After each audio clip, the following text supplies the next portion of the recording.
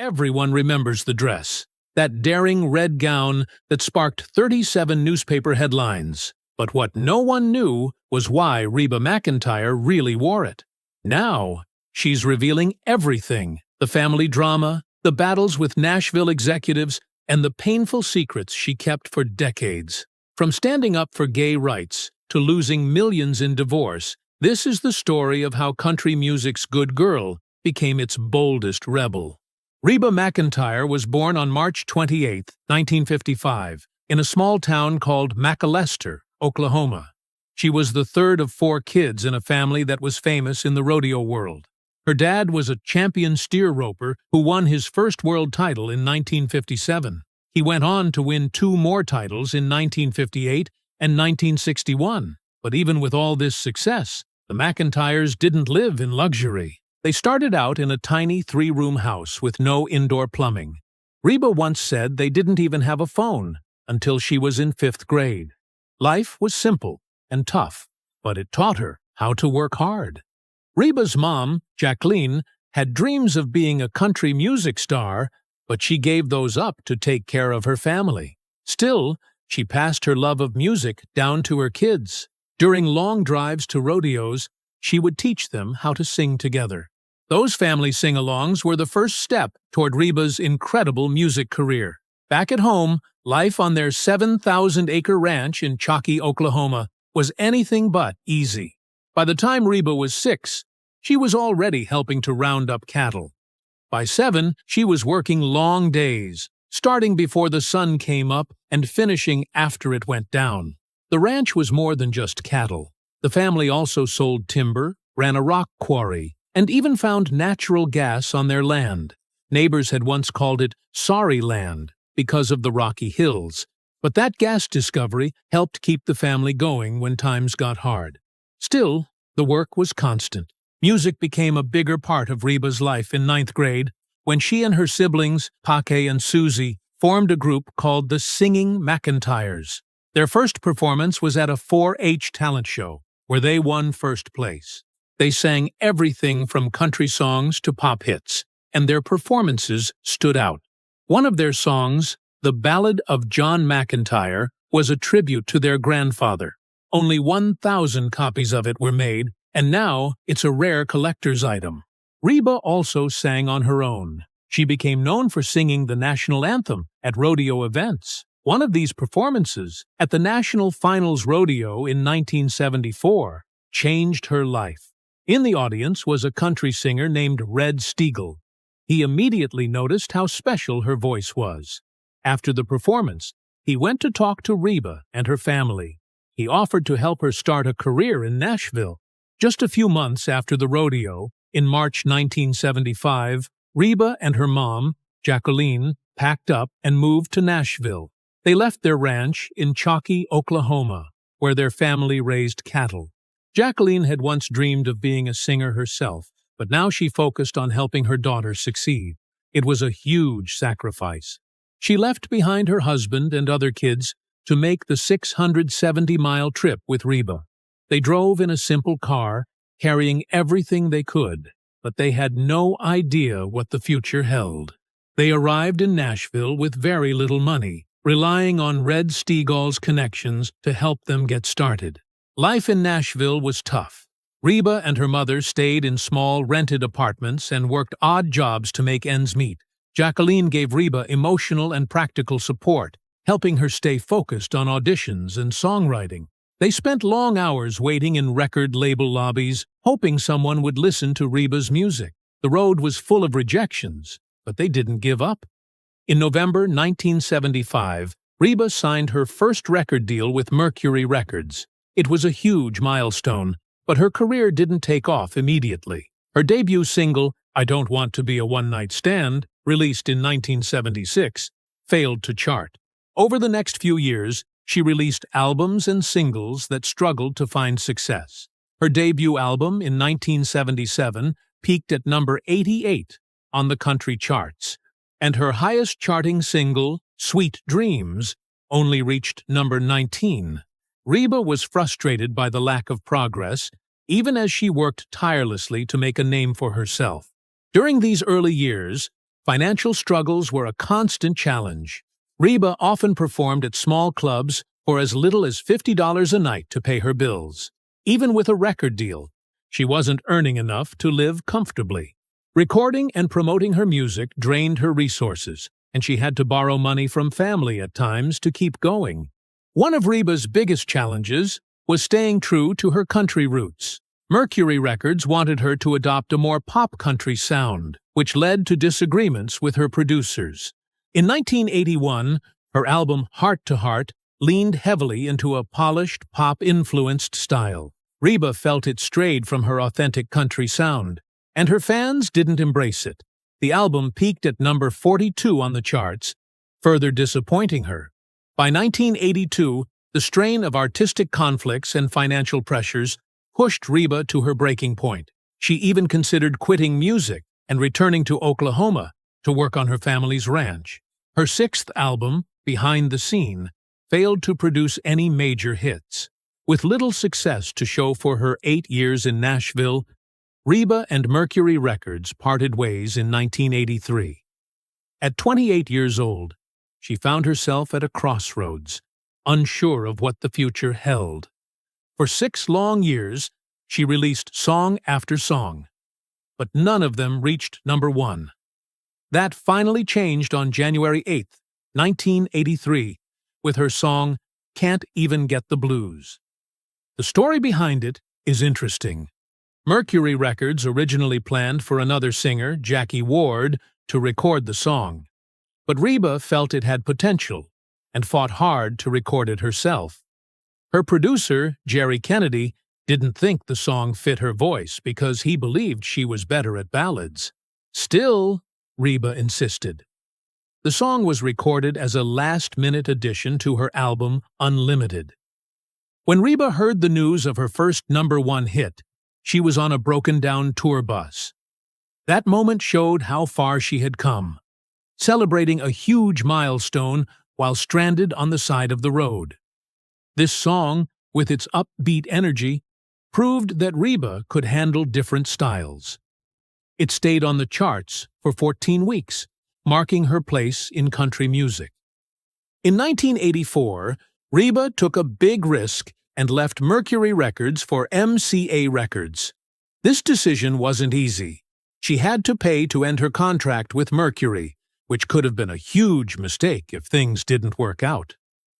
Reba made the move because Mercury wanted her to sing songs with more of a pop sound, but she wanted to stick to traditional country music.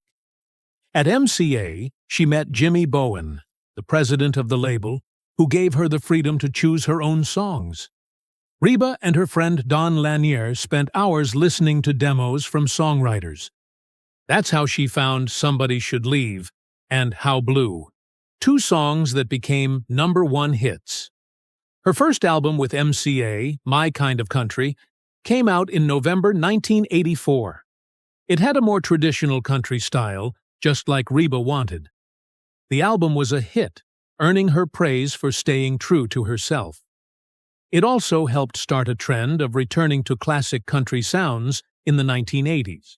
From 1984 to 1987, Reba was on top of the country music world.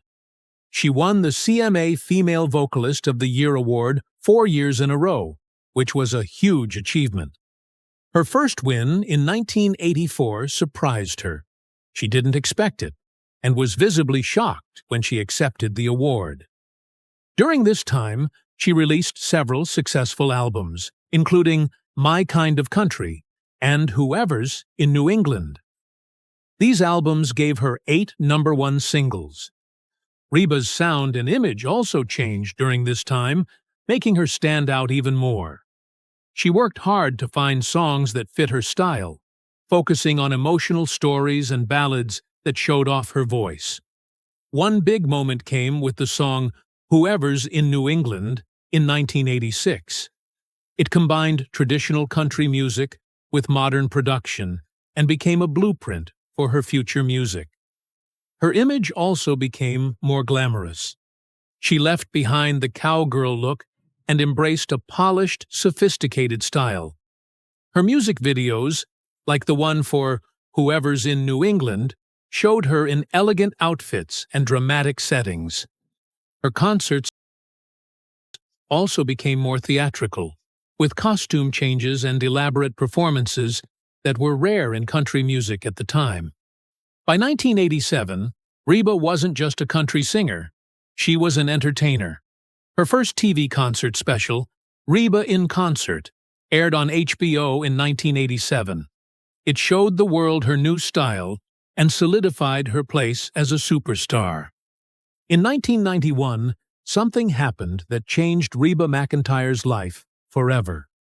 On March 16th at 1:45 a.m., a plane carrying 7 of her band members and her tour manager crashed into Otay Mountain, just 10 miles from San Diego. The crash happened right after takeoff. Everyone on board, including the 2 pilots, died.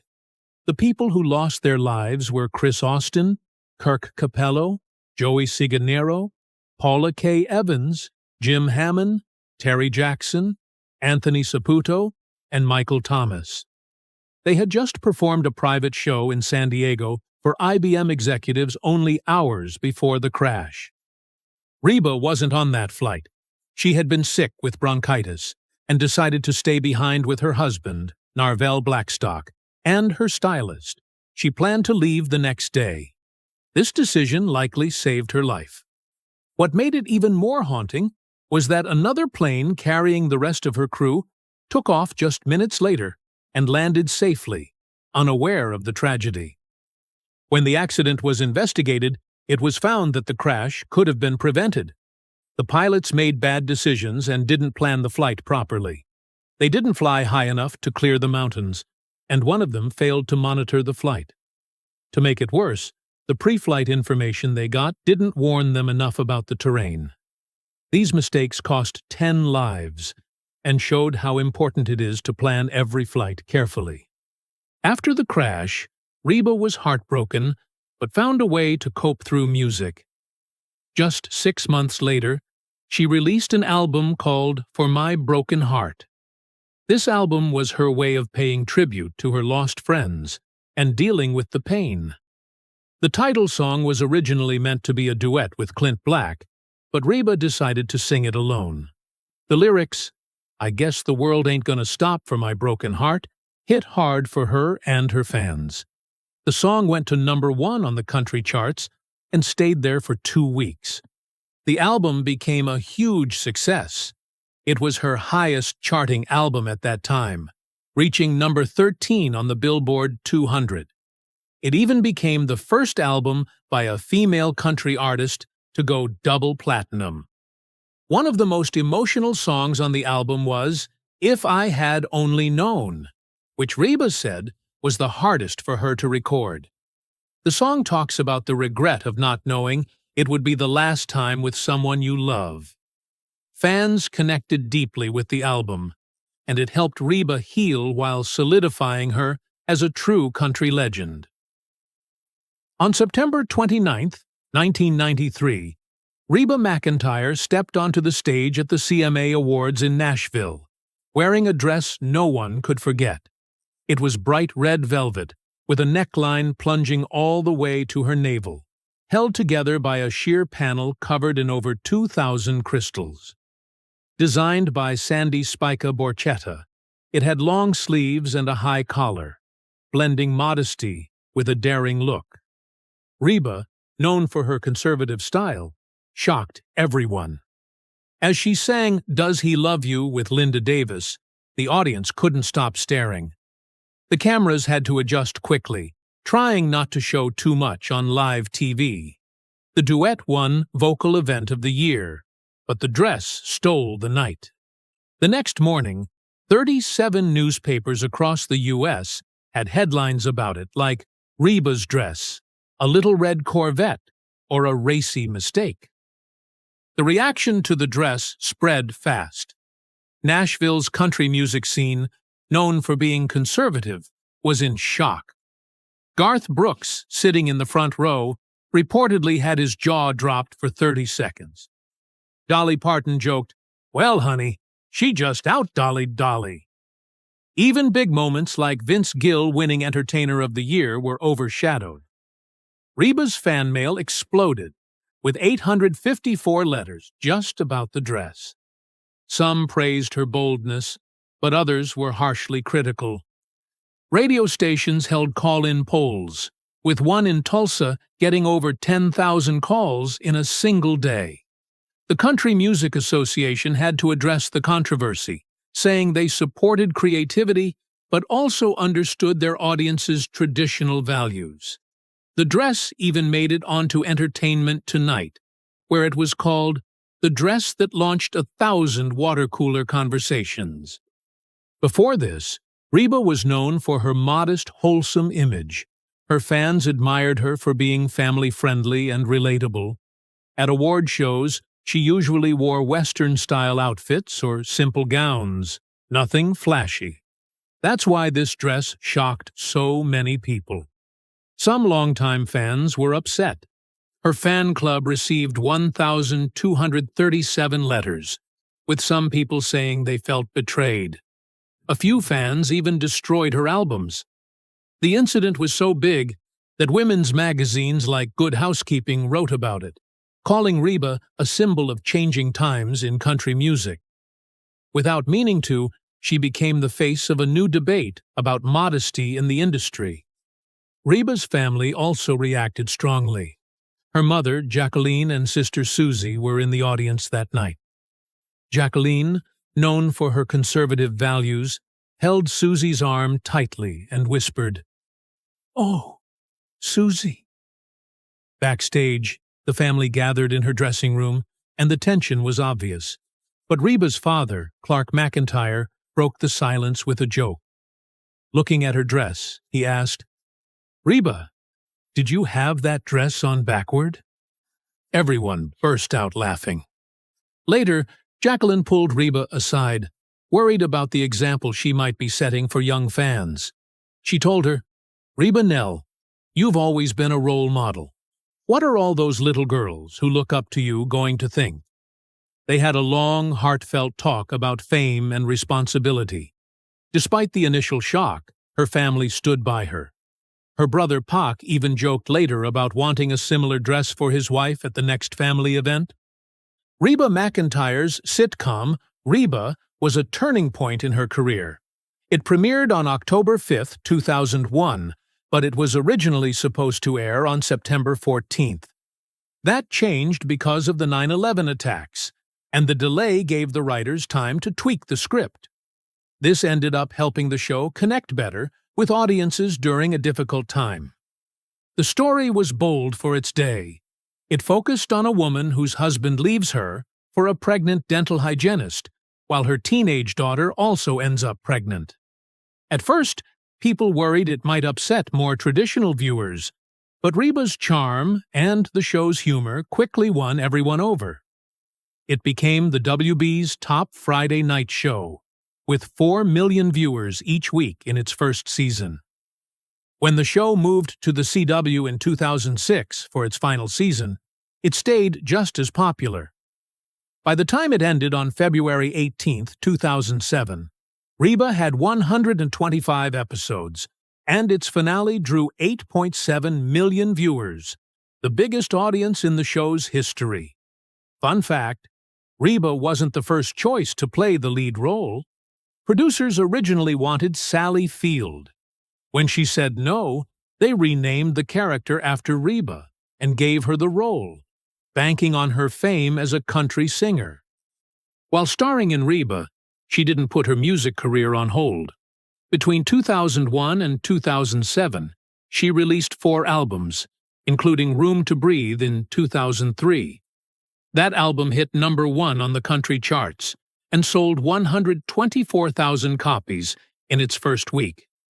She also went on big tours, like the Room to Breathe tour in 2004, which made over $40 million. On top of that, Reba found time to perform on Broadway in Annie Get Your Gun, playing Annie Oakley in 2001. Critics loved her performance, calling it the best of the season. Even with all this going on, she scored 7 #1 hits on the country charts during the time she was filming Reba. Songs like Somebody showed that she was just as strong a force in music as she was on TV. The success of her show opened new doors for her outside music and acting. In 2005, she launched a clothing line with Dillard's, selling women's clothes, shoes, and home goods. Her line made over $200 million in 10 years. When she first started, Reba joked about not knowing much about fashion, saying she used to think Levi's were the only designer brand. In 2016, she teamed up with Cracker Barrel to create a Western-themed retail line called Rockin' R by Reba, and it sold out within weeks. Then in 2023, she opened Reba's Place, a restaurant and music venue in Oklahoma. It became a hit, attracting over 500,000 visitors in its first year. These ventures proved she wasn't just a great entertainer, she was also a smart businesswoman. In 2011, Reba was inducted into the Country Music Hall of Fame. This was one of the biggest honors in her career. That same year, her song Turn on the Radio hit #1 on the charts, making her one of only 3 artists to have a #1 song the same year they were inducted. At the ceremony, Dolly Parton officially welcomed her into the Hall of Fame. Dolly joked that they both made a career pretending to be hillbillies, but they were proud of their roots. Reba gave a heartfelt speech, thanking her late mother, Jacqueline, who had always supported her dreams. She even wore her mother's wedding ring as a tribute. The Hall of Fame honor wasn't just about her music. It also recognized her impact on country music and entertainment as a whole, including her work on Reba. Not everything about her time on the show was smooth, though. Rumors swirled about drama on set. In 2005, there were reports of a fight between Reba and her co-star, Melissa Peterman, over screen time. Both denied it, but people kept speculating. In 2006, some claimed she threatened to quit unless certain cast members were fired, though producers said this wasn't true. The most dramatic moment came in 2004 when she walked off set after arguing with the writers about her character's love life. The studio lost thousands of dollars that day. Even with these stories, most of her co-stars praised her work ethic. Steve Howie, who played Van, said Reba was always professional and the first one on set. Reba McEntire married Charlie Battles on June 21, 1976, when she was just 21. Charlie was 10 years older and a former rodeo champion. At first, things seemed great, but as Reba's career grew in the 1980s, their marriage started to struggle. Reba was often away from home, and it became harder for them to stay close. In 1984, she won her first big award as Female Vocalist of the Year.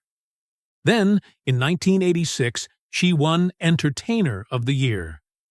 That's when Charlie told her to slow down, but Reba couldn't stop chasing her dreams. She later said, "I guess I chose my career over my marriage." The divorce happened on November 11, 1987, just before Reba's 32nd birthday. It wasn't easy. Reba had been a stepmother to Charlie's 2 sons and cared about them deeply. Things also got messy because Charlie had been involved in her career. In her autobiography, Reba shared that one of the last straws was when Charlie took $400 from her purse. It wasn't about the money. It was about trust. At the same time, she released an album called The Last One to Know, and its title song felt like it matched what she was going through. After the divorce, Reba found love again. She fell for her manager, Narvel Blackstock, who used to play steel guitar in her band.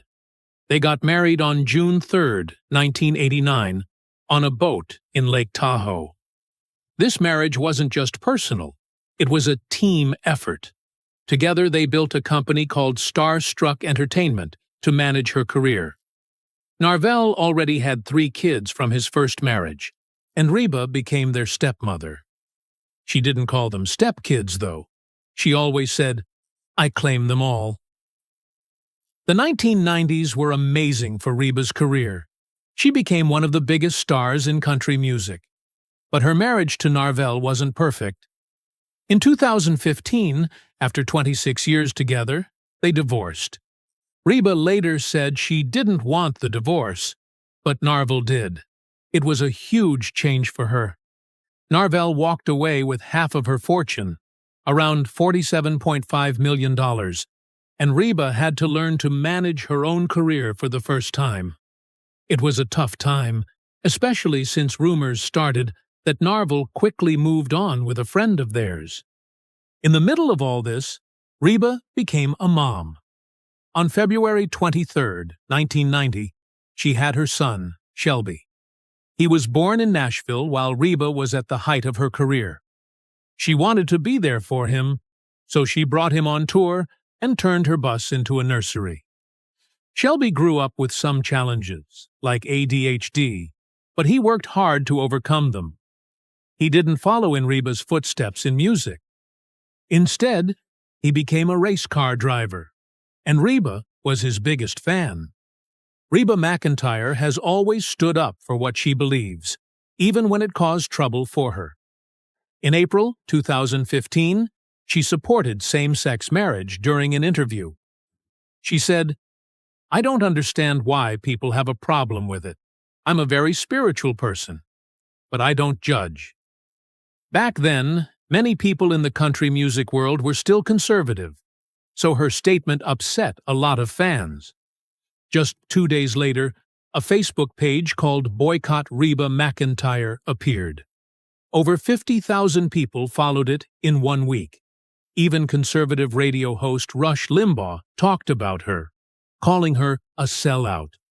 She also lost many social media followers, about 12% right away. Reba didn't change her mind, though. On the day same-sex marriage became legal across the U.S., she posted a rainbow-colored version of her logo on Instagram. It got lots of likes, 157,000, but also many angry comments. Later that year, at a concert, she invited a same-sex couple on stage to propose.